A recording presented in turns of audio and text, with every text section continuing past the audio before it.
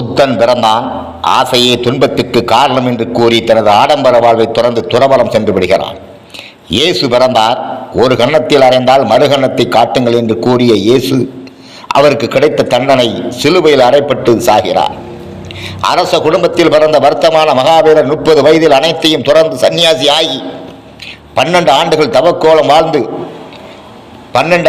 தவக்கோலம் வாழ்ந்ததனுடைய அடிப்படையில் ஞானோதயம் பெறுகிறான்.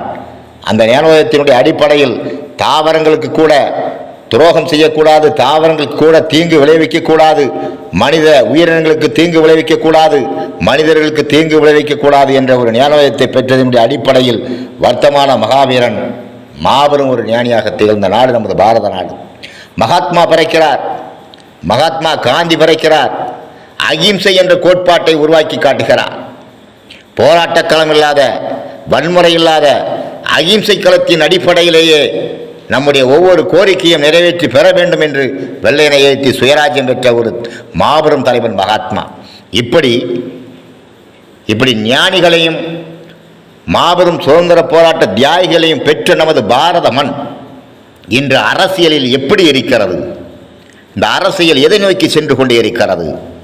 சுயலாப அரசியலாக, வியாபார அரசியலாக இன்று அரசியல் வியாபார பொருளாகிவிட்டது.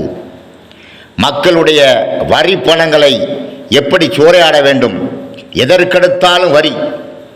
காலையிலே கண் விழித்தது முதல் இரவினிலே வீட்டிற்கு தூங்குவதற்கு செல்லுகின்ற வரை அவர்கள் வாங்குகின்ற, நடக்குகின்ற, பேசுகின்ற அத்தனை பொருளுக்கும் வரி விதித்து அவர்களை வரியினுடைய கயிற்றால் கட்டி போடுகின்ற ஒரு சூழலை இன்று அரசாங்கம் உருவாக்கி இருக்கிறது. ஆனால் அரசியலாளர்களுக்கு வழங்கப்பட்ட சலுகைகள் அவர்கள் எப்படி கோலோச்சு கொண்டு இருக்கிறார்கள்?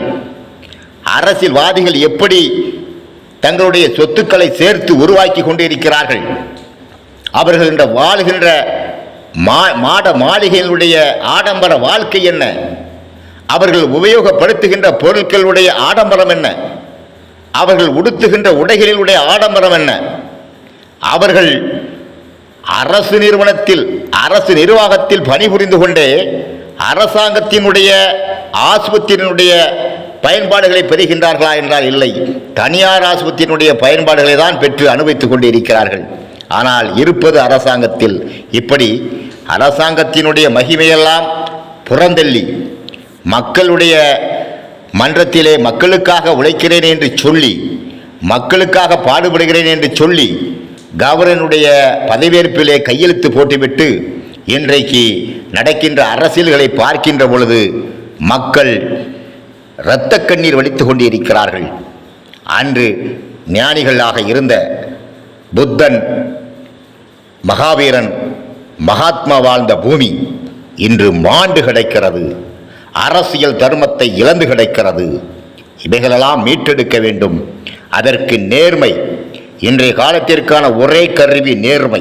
அந்த நேர்மை என்ற கருவியை ஒவ்வொரு பள்ளிக்கூடங்களிலும், ஆரம்ப பள்ளி முதல், நடுநிலை பள்ளி முதல், உயர்நிலை கல்வி முதல், மேல்நிலை கல்வி முதல், கல்லூரி கல்வி முதல், பல்கலைக்கழக கல்வி வரைக்கும் நேர்மை என்ற புத்தகம் ஒவ்வொரு மாணவனிடத்திலும் இருக்க வேண்டும். நேர்மை என்ற புத்தகம் ஒவ்வொருடைய மாணவனுடைய மனதிலும் நீங்காத இடம்பெற வேண்டும்.